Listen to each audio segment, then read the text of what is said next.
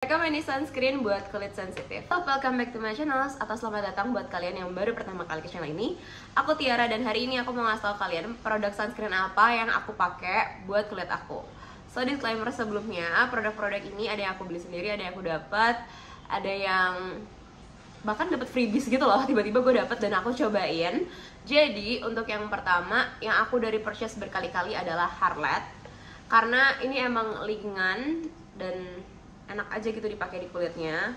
Dia itu SPF-nya udah 50 PA++, dan ini yang paling cocok di aku karena dia pro untuk acne skin. Jadi udah ringan lah di kulit tuh, gampang banget nyerap, nggak white cast. Untuk ngelindungin kulitnya cukup optimal. Jadi indikatornya buat aku tuh nggak cuma dia gampang nyerap, nggak white cast, tapi benar-benar ngasih perlindungan ke kulit secara menyeluruh gitu loh. Karena aku nggak suka banget sunscreen yang SPF tinggi, tapi pas dipakai ternyata dia nggak bisa ngasih proteksi hingga at least 3 jam lah ke depan. Dan so far menurut aku Harlette oke, bahkan dia cukup water resistant buat aku, tapi tidak waterproof ya, jadi bukan buat dipakai untuk berenang atau ke pantai dan yang main air sifatnya. Enaknya dia juga nggak ninggalin residu, jadi ketika dibersihin dia pakai cleansing oil bener-bener bersih. Berikutnya ada, ini udah habis juga, sebenarnya udah tinggal sisa terakhir. Ini dari RH. Ini harganya yang paling mahal dibandingkan yang semuanya, tapi dia bener-bener teksturnya tuh seringan itu. Dia juga nggak white cast, nyerapnya cepet banget. Perlindungannya menurut aku dia paling optimal dibandingkan semuanya. Kalau kita bandingin sama sunscreen water sport kayak aku punya itu dari Anessa, punya si RH ini tuh feelsnya mirip gitu loh.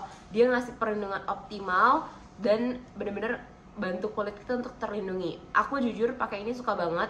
Dia juga nggak bikin aku cepet sunburn, tapi emang harganya sih agak-agak 120 ribuan kalau nggak salah, untuk ukuran 30 ml yang which is cepet abis banget di aku. Karena kayak kalau kita pakai rutin sunscreen itu bener-bener abisnya biasanya cuma 2 sampai maksimal tuh 3 minggu sih. Kalau kalian reapply apalagi bisa seminggu udah abis. Minusnya di aku adalah sedikit perih kalau kena air di mata. Jadi kalau misalkan kita pakai ke area mata gitu ya, kan biasanya sunscreen tetap harus dielap ke mata ya, biar mata kita tuh nggak gampang aging.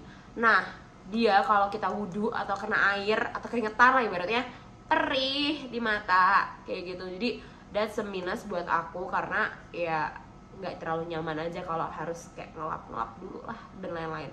Tapi kalau misalkan dipakai biasa aja, nggak kayak basah-basahan, dia aman banget sih. Aku baru coba si Taffy, ini yang CRSQ. Ini menurut aku juga teksturnya enak banget. Dia tuh very light, dan dia tuh gede banget, segini isinya 40 ml. Nyerapnya tuh effortlessly, nyerap banget tuh cepet. Udah gitu aja. Dari segi daya tahan menurut aku si Taffy ini agak kurang.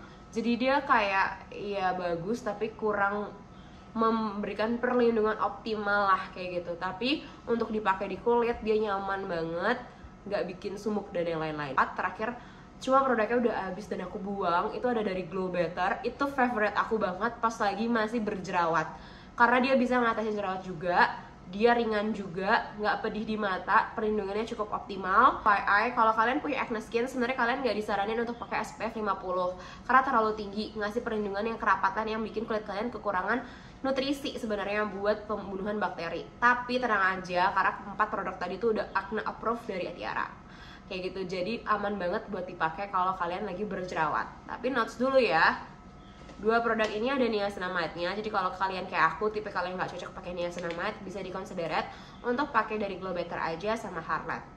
So segitu dari aku informasinya, semoga ngebantu. Until next time. By the way, pasti ada yang nanya, kok harganya nggak ada yang murah yang 20 ribuan gitu? Aku belum nemu sunscreen yang harganya 20 sampai 30 ribuan yang bener-bener efektif buat ngasih perlindungan optimal ke kulit. Mostly meskipun SPF 50, tapi daya tahan mereka untuk absorption atau sunburn itu kurang. Jadi aku tetap akan merekomendasiin 4 produk itu untuk si kulit sensitif. Mungkin nanti kalau kalian mau, kita bisa ngasih rekomendasi sunscreen murah buat kalian purchase. Segitu dari aku, till next time.